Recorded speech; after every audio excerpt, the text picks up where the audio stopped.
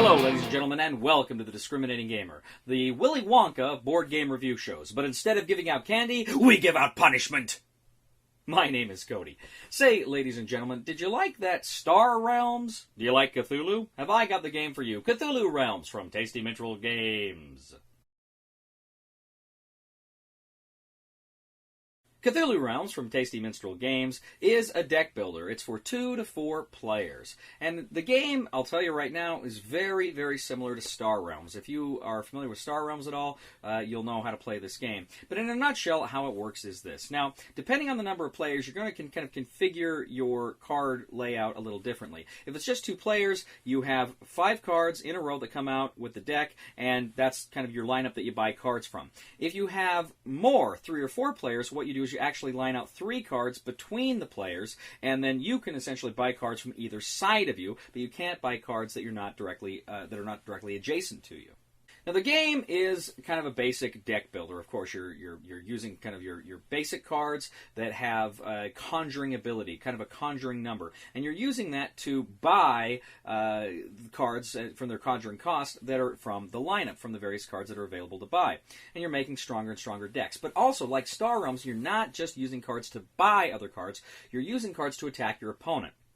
Now, in this game, you have a sanity tracker. Essentially, you start at 50 points of sanity, and as you're attacking other players, your sanity is, of course, dwindling. Some of the cards you have may allow you to get sanity back, but you're going to be doling out a lot of punishment to your enemies here by attacking them. Now, cards, when they're played, of course, you can play them basically for their conjuring points, or you can play them for their kind of attack ability, but there's a lot of iconography here. There's a lot of different ideas. There is like an adjournment card, which allows you to essentially get rid of a card and then use various abilities from different cards once you have done that once.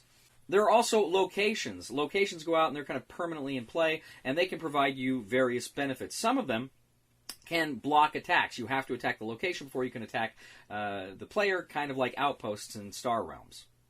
Also, some actions are triggered by color. If you played another card that had that same color, it can trigger a certain kind of ability or benefit.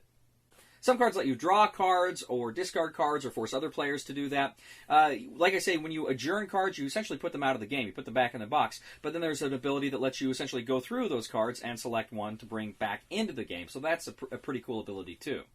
There's a card ability that just lets you destroy locations, and that can be very useful as well. The goal of the game is to knock your opponents down to 0 sanity. Now, if you are the only one left with any sanity, you win the game. Cthulhu Realms is, as I say, forgive me if you haven't played Star Realms, but it is very similar to Star Realms. And, you know, that's okay, because I loved Star Realms. I was one of those guys that drank the Kool-Aid on Star Realms. I really, really, really enjoyed kind of the fast-paced play of Star Realms, and I kind of enjoy that here with Cthulhu Realms as well.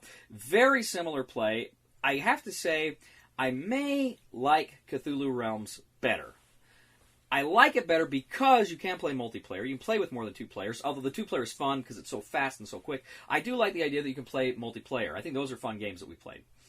At the same time, I really, really, really like the artwork. I think the artwork here is fun. It's kind of a cartoony Cthulhu stuff. It's not really terribly scary. It's just kind of fun. It's kind of light, and it works. It's really good. I really like the artwork here for Cthulhu Realms. And then, too, I like the card abilities. I like the combinations that come up. It's just fun. I like how the cards interact, how they work with each other, and they just work really well. Now, the designer of Star Realms is the designer of Cthulhu Realms. That's Darwin Castle. He designed them both, and he did just a fantastic job with both games. But honestly, I'm thinking, if I want a light, quick deck builder, Cthulhu Realms may be my deck builder of choice as opposed to Star Realms. I really like Star Realms. I think I like Cthulhu Realms just a little bit better. So the recommendation for the discriminating gamer is, if you like these kind of lighter, quick deck building games, you're going to love Cthulhu Realms. Go ahead and buy it. Thank you once again for joining us today on The Discriminating Gamer. As always, we ask you to please leave a comment for us on YouTube, on Board Game Geek, on our Facebook page, or on thediscriminatinggamer.com. We ask you to please like us on Facebook and subscribe to us on YouTube. We are The Discriminating Gamer. And Cthulhu. I scared you, didn't I? Please somebody help me on my feet again. And I don't know where I'm going, and I don't know where I've been. Please somebody help me on the solid ground. It's a long time, and I'll be dying. Once I've been Cthulhu'd!